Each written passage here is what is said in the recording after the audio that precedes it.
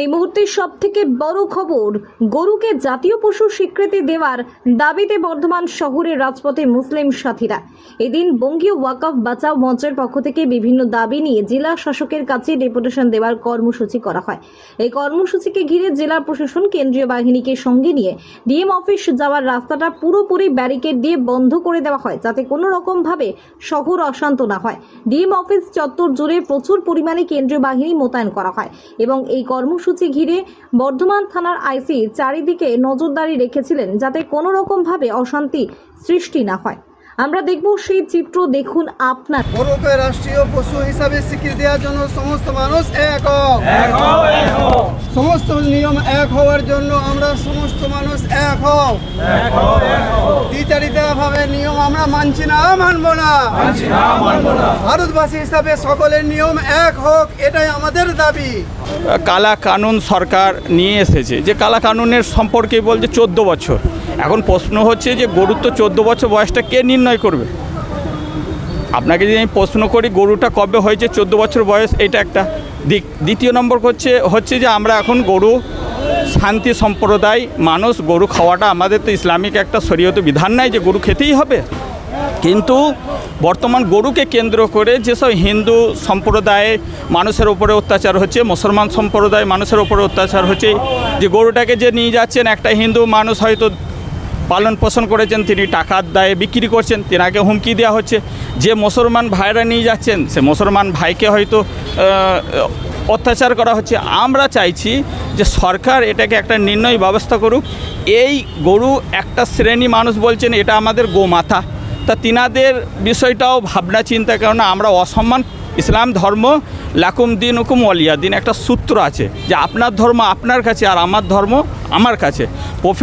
Prophet Mohammad সাল্লাল্লাহু আলাইহি সাল্লাম অ্যাজ গ্রেট সায়েন্টিস্ট, হ্যাঁ, অল ওভার ওয়ার্ল্ড রিসার্চ যদি করা হয় মোহাম্মদ সাল্লাল্লাহু আলাইহি সাল্লামের বিধানকে মেনে আমরা চলি, ইসলাম ধর্ম।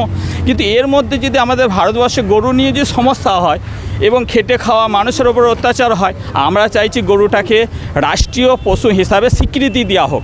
তাহলে আমরা সাধারণ মানুষরা এর মধ্যে বেচা কেনা করতে পারবো না, কিন্তু সরকার বাহাদুর তিনারা রপ্তানি করবেন বিদেশে।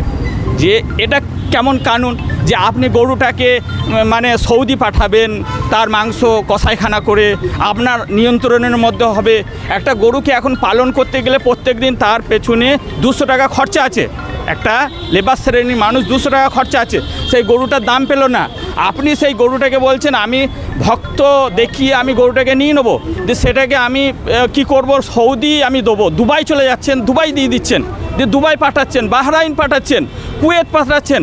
আপনার জন্য কুয়েতটা ঠিক আছে, কুয়েতের মুসলমানরা ঠিক আছে, আপনার জন্য বাহরাইনের মুসলমানরা ঠিক আছে, আপনার জন্য মানে সারা ওয়ার্ল্ডের মুসলমান ঠিক আছে। কিন্তু আমরা হিন্দুস্তানের মুসলমান, আমরা টন টন রক্ত দিয়েছি, আমাদের একটা সামান্য গবাদি পশুকে নিয়ে আমাদের মানুষগুলোকে অত্যাচার করছেন, নিরীহ মানুষকে অত্যাচার করছেন, যে একটা সম্প্রদায়কে উস্কে দিচ্ছেন, তিনাদের শিক্ষা এডুকেশন সম্পর্কে দূরে সরিয়ে দিচ্ছেন। আজকে ভাবছেন না যে আমাদের কত বেকার যুবক যুবতী ঘুরে বেড়াচ্ছে, রাস্তার ধারে ঘুরে বেড়াচ্ছে, কত মানে বিয়ের ধারী ঘুরে বেড়াচ্ছে, এটা আপনাদের চিন্তা ভাবনা নাই। আপনারা একটা বলছেন যে আজকে গরুটাকে নিয়ে যাচ্ছে। আমি চাইছি নিয়ম মাফিক একটা কানুন তৈরি করুন, আমরা কানুন মানার জন্য তৈরি। যারা কানুন মানবে না তাদের আপনি জেল দেন, যারা কানুন মানবে না তাদের আপনি ফাঁসি দেন, আমরা নিশ্চয়ই মেনে যাব। কিন্তু মানবতা, আপনার হিউম্যানিটি অ্যান্ড অ্যানিম্যালিটি সত্তা কোথায় গেল? যে প্রত্যেকটা মানুষ, কিছু মানুষ এখন অ্যানিম্যালিটি সত্তালি ঘুরে বেড়াচ্ছে। অতএব আপনাদের কাছে আমাদের নির্দেশনা, এই বার্তাটা পৌঁছাতে চাই যে এখানে আমাদের গরুকে রাষ্ট্রীয় পশু করা হোক, তাহলে না রপ্তানি হবে না আমদানি হবে, সবাই শান্তভাবে থাকবে। এবার গরু খাওয়াটা কি মুসলমানদের জন্য ফরজ আইন? হোয়াট দ্য কোশ্চিন, আমি আপনাকে প্রশ্ন করছি। তাহলে আমাদের জন্য ফরজ আইন না তো? আমাদের কাছে হরিণ খাওয়া যাবে, আমাদের কাছে ভেড়া খাওয়া যাবে, আমাদের কাছে পাঁঠা খাওয়া যাবে, আমাদের কাছে ওই রকম মানে মোষ খাওয়া যাবে।